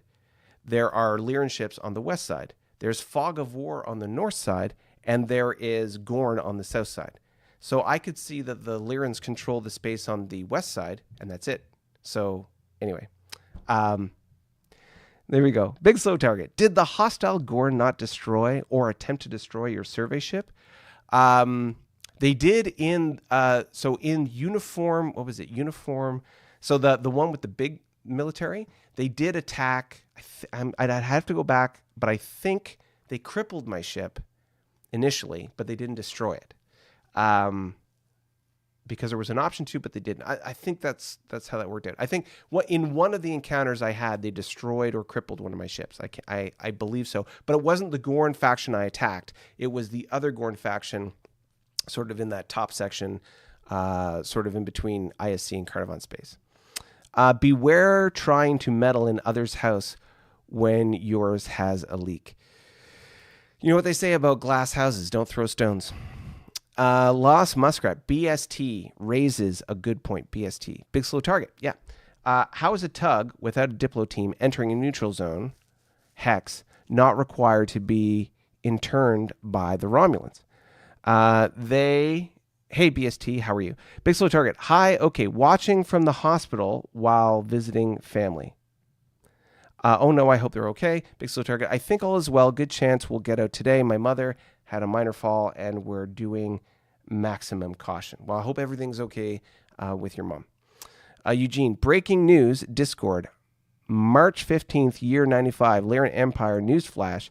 Due to the Borak crossing into Lyran space, they are now in a state of war between our nations.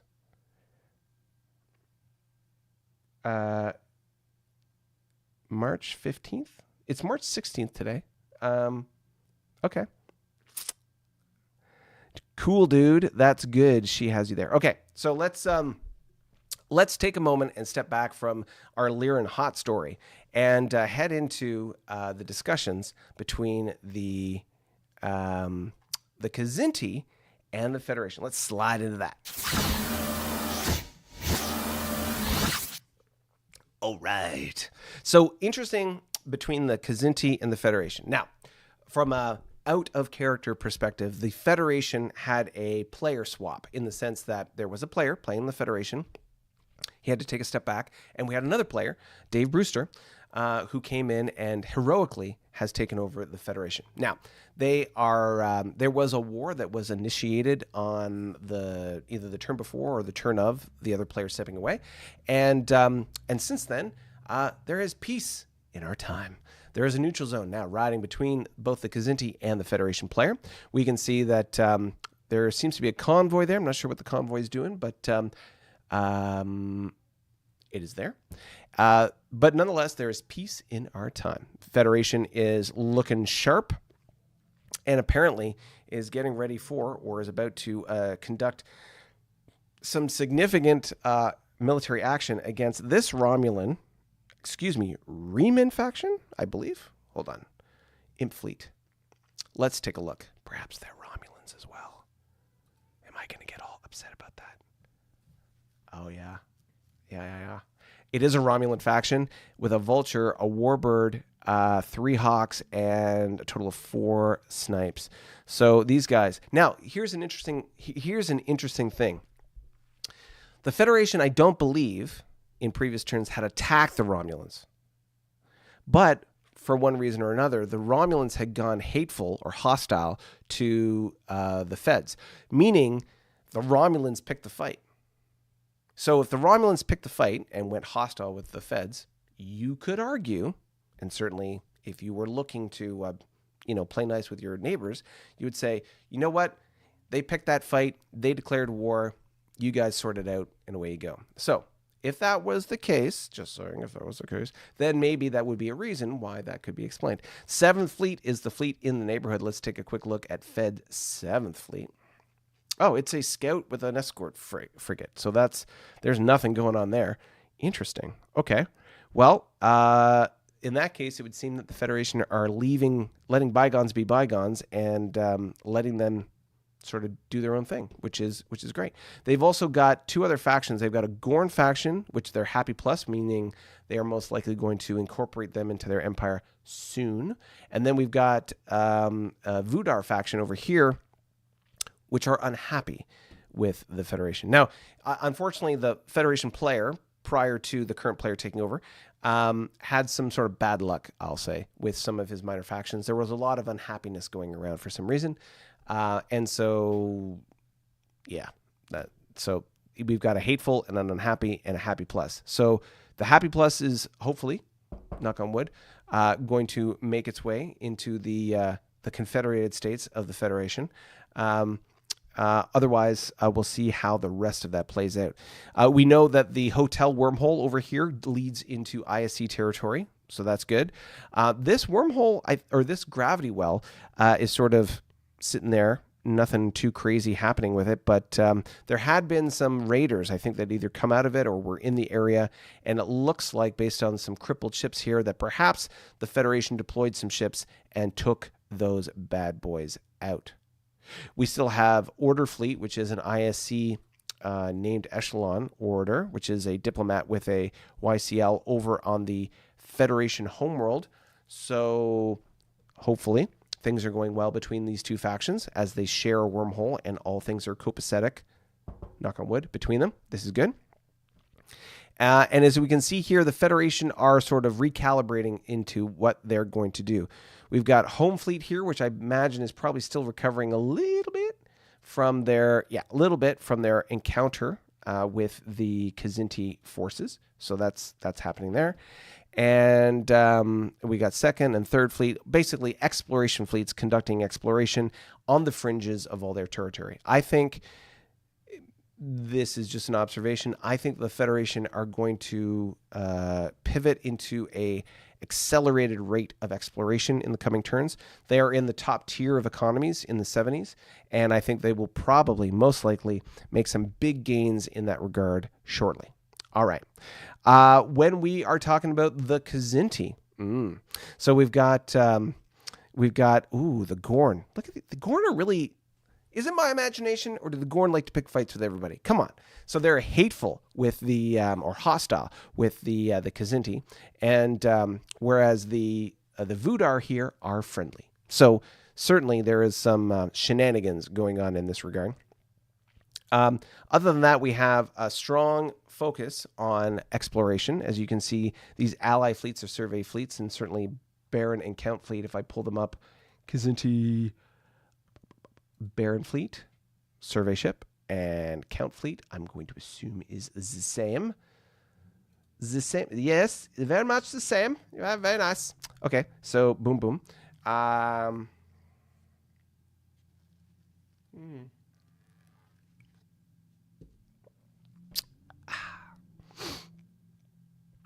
Interesting.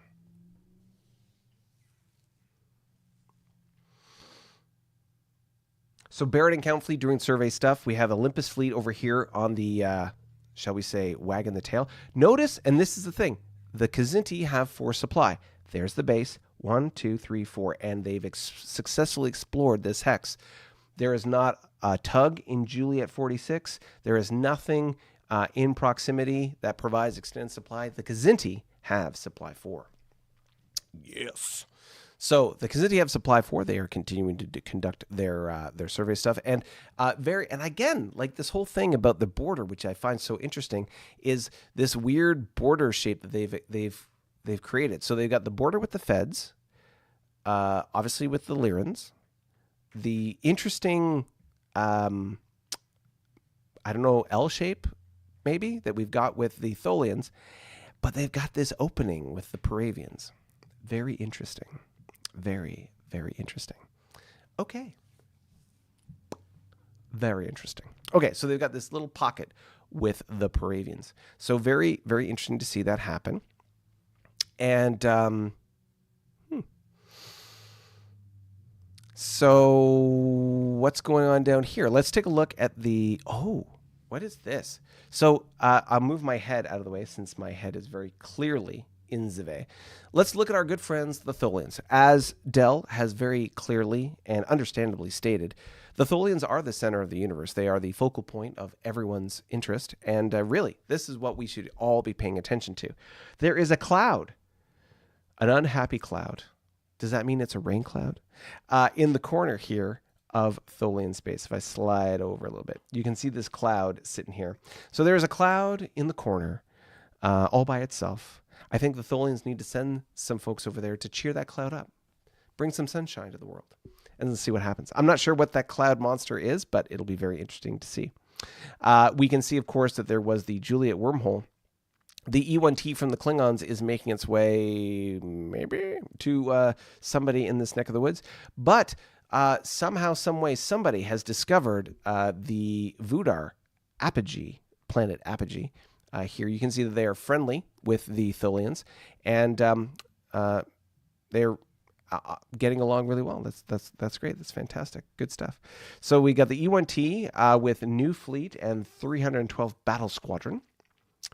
312 battle squadron. Look at that. Oh, yes. 312 is a cruiser, 2, 4 destroyers, and a YPC new fleet. Tholian new fleet. Tholian new fleet. We have a cruiser. We have a total of 7 destroyers and 3 CPCs. So I'm imagining there's going to be a base built here, and there's going to be a facilitation of more exploration. I see. So lots of exciting business going back and forth in proximity to the wormhole on the edge of Tholian space. And of course, the Klingons have a vested interest in this as well, because so close to their capital, if you remember, 4 hexes away, they can go through the wormhole. Actually, I think this might be 3 hexes away. Let's just take a quick look. Look at that. 1, 2, 3 hexes away. So they can go through the wormhole and be in this hex in one phase of movement for their Y ships. Very interesting. Assuming they don't get crippled along the way, because I don't know where their wormhole tech is. But this is a very exciting series of developments, and certainly it'll be interesting to see if the Tholians choose to do trade with these Vudar or just diplomatically try to bring them on board. One way or the other, it'll be interesting to see. Other than that, we can see that I'm going to guess, yes, base being constructed up here, there is going to be a push to explore as far as they can go. Note, they also have supply for. Okay, so why do I say that? This planet is devastated. Devastated planets cannot provide supply. Recovering planets can. So devastated for 10 turns, then you're recovering for 4, and then you're fully operational as a planet goes. So at this point, this planet, still being devastated, cannot provide supply. 1, 2, 3, 4. 1, 2, 3, 4. They're building a base in this hex. This fleet, they must have 4 supply. So the 4 supply is becoming the standard around the map. Interesting to note. Okay, so Tholians have 4 supply. Interesting. And they are pushing the edge of their exploration. Let's slide over to our Paravian friends. Anytime you're ready here. There we go. All right, so the Paravians are getting quite big. Interesting to note here that we've got a auxiliary battle cruiser floating around in the backyard. Knowing how few ships the Paravians have, this could pose a minor inconvenience, especially for this unprotected convoy. Yeah, it'll be interesting to see what they do. We have the Romulans faction with Solar Fleet. Now, just taking a quick look here, we can see that they are hostile to the Paravians. And if we pull up the minor factions, they are Solar Fleet. We can see they have a Dreadnought, Command Cruiser, 3 F4 pluses, 6 destroyers, 6 frigates, and a Y convoy. Very interesting. So there's a lot of business going on there. We have Eagle Fleet, which is Paravian Eagle Fleet. Oh, they are starting to build some ships. We got 3 cruisers and a total of 6 frigates getting ready to, I think, position themselves to make an attack run on this planet. They may not do it all in one go. They might attack and then retro, but nonetheless, we've got some positioning happening. That is for sure. If we take away the ships real quick, we can see that we've got not only the Remans, but we've also got this Borak faction who's happy plus. Look at that. Really happy because there is a diplomat there and they're trying to bring them on board. It'll be very interesting to see how that occurs. So when I look at the Paravians, I'm very wary because of the player. The faction themselves are incredibly competent. And why am I particularly wary? Well, because we've got 2 wormholes here on the fringes of their space. Both of these wormholes go to the top right hand of the map.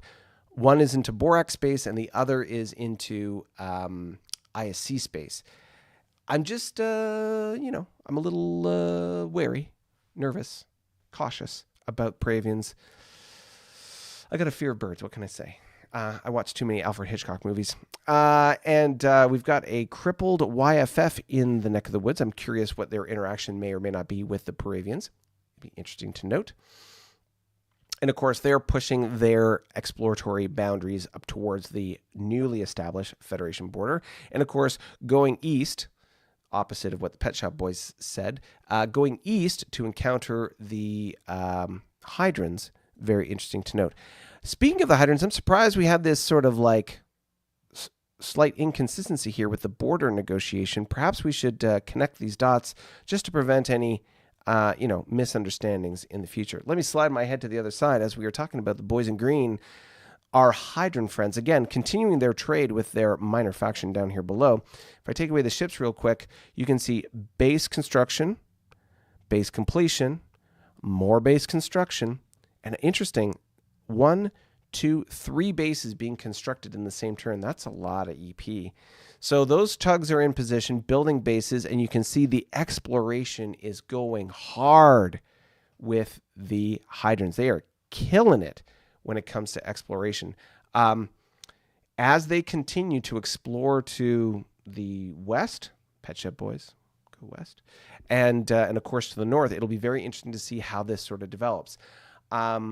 Will they, based on the interaction with the Federation at this point, I imagine the answer is going to be yes, but will they have a positive and proactive relationship with creating and establishing border zones and neutral zones and all that kind of stuff? I think the answer is probably yes. We'll have to see how this sort of like evolves going forward. But yeah, it's going to be interesting. It's going to be interesting. I think the Hydrons, out of all the factions in this game, I think the Hydrons are probably positioned the best to be another Klingon type faction. Obviously, they're in the opposite corner of the map. They have a lot of the same sort of advantages that the Klingons have. They also have this ability to sort of skirt up the side based on how the Federation has positioned itself in its initial explorations to the east, not the west. Sorry, the west, not the east. And so it'll be very interesting to see how this evolves going forward. I would expect the next 10 turns in this game are going to be hugely consequential. Why do I say that? Well, let me come back to the chat and explore why that is the case.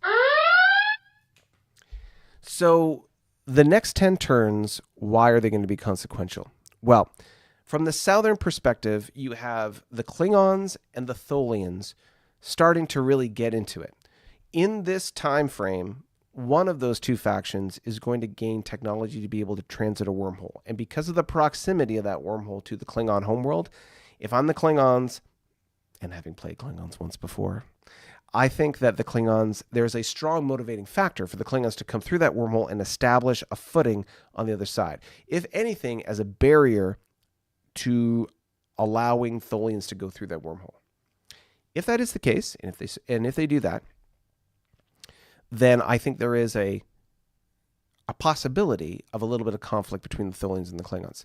If that were to occur, the Tholians are most likely going to lose that. Why? Klingon economy and military size is just way bigger than the Tholians, and the Tholians also have just shitty ships at this point in the game. So I don't see them winning that, generally speaking. I may be wrong, and I would look forward to being wrong. But nonetheless, I think there is a strong possibility of some kind of minor tussle in that regard.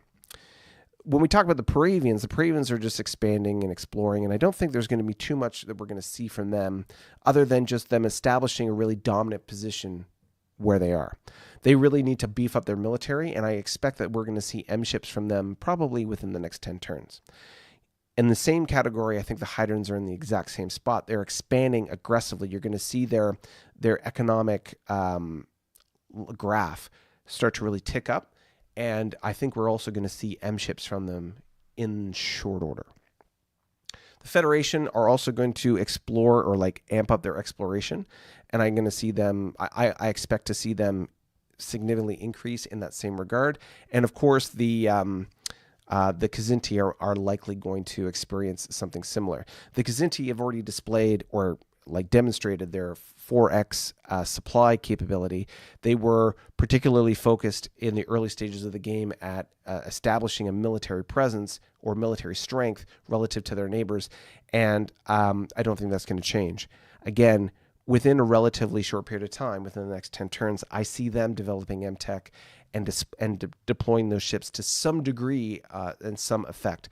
Will they buffer up against the Paravians? It seems to be that's the funnel that they've established. Possibly, maybe. We'll see how that goes. But the action, Jackson, is in the top end of the map. And one way or another, over the next 10 turns, something's going to happen with regards to the Romulans. Are the Lyrans just going to wipe the Romulans out and we're just going to sit back and sort of take it? Maybe. Maybe that's what happens. Apparently, according to the chat, the Lyrans have, according to the Discord narrative, just declared war against the Borak. Well, we'll confirm that. But if that is the case, then are the Lyrans going to start attacking the Borak? We have some interesting rules around war status, which is also interesting. So one of the things is you have to have a valid military target, which like we were talking about the tug is a valid military target. And so you would be declaring war. The Lyrans would be declaring war against the Borak. Arguably, because the tug, for example, is in supply and it is within reach of a valid military target. So if the Lyrans declare war on the Borak, would the Borak then declare war on the Lyrans? Maybe. Maybe we wait until they attack us. If they attack us, then we can declare war. And what is the result of that? Like, how does that map going forward? Well, the Lyrans have the initiative.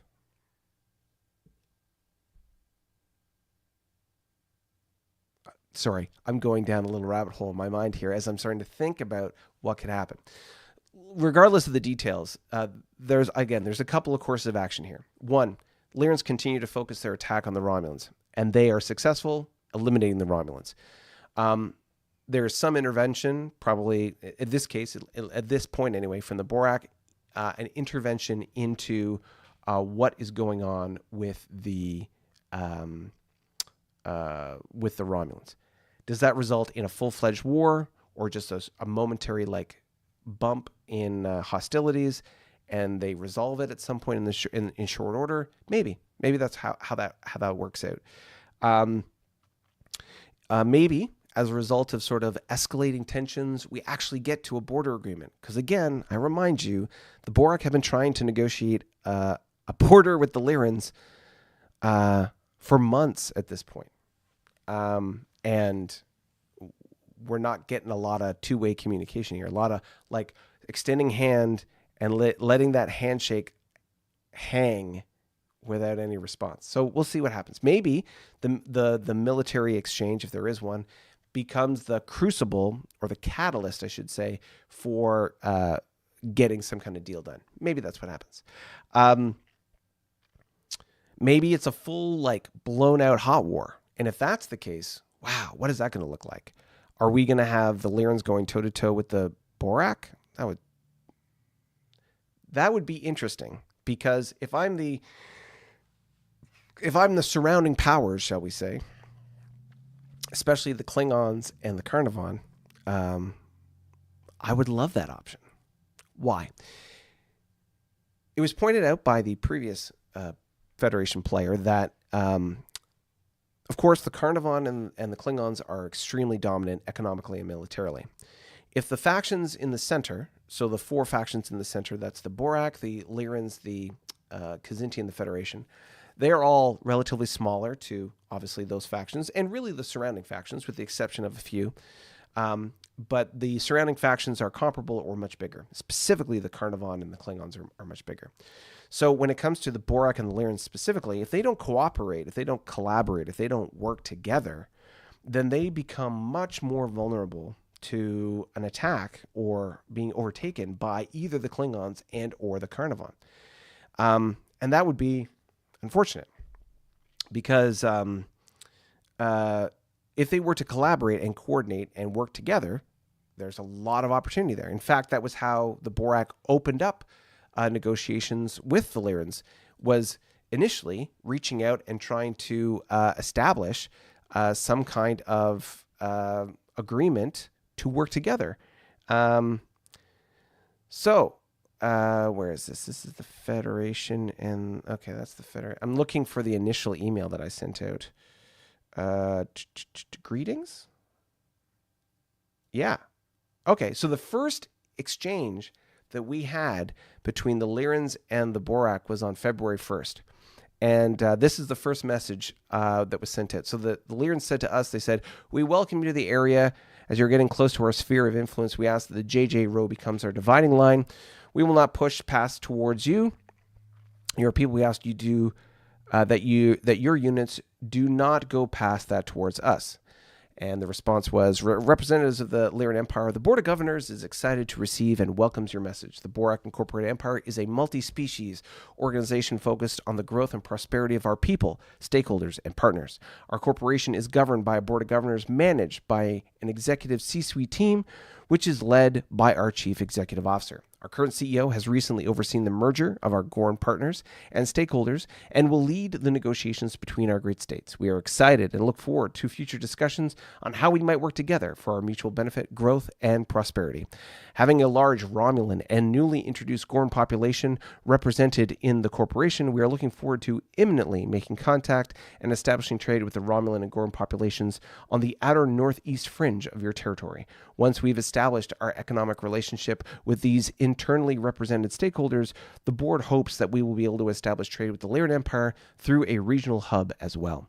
In an effort to acknowledge your territorial requests and communicate our intent for collaboration, the board has authorized an initial proposal of a neutral zone starting in JJ25 to Lima Lima 26 and extending south. By working together, the board believes we can strengthen each other's economy, help to fortify our collective security, and accelerate our mutual prosperity. We look forward to working with you, Board of Governors." I followed up with a message from our CEO, but then radio silence and no response. And then there was that was February 1st. A month goes by, then we send out another message, and then again radio silence. So at the end of the day, communication is a two-way street, and you gotta go back and forth. Obviously, the lack of communication has caused some tensions when it comes to the gameplay and the map. So hopefully we can resolve that. So in the next 10 turns, I think the dynamics around the Romulan scenario are going to play out. Will there be peace? Will there be border? Will there be some kind of hot fire exchange in the meantime? I don't know. I don't see a full-fledged war being the outcome that anyone really wants, but it's certainly a possibility. We'll see how that goes. And as we go north, of course, the Klingons are getting close to the Lyran border. The Carnarvon are contesting with the Borak as far as like friendly competition on what to discover where, and the ISC are sort of sorting themselves up. So at the end of the day, there's a lot of excitement going on as far as stuff in the north. Carnarvons, Klingons, ISC, Borak, Lyrans, all sorts of excitement. The southern part, less as antagonistic, shall we say, but there's still lots of sort of trajectory.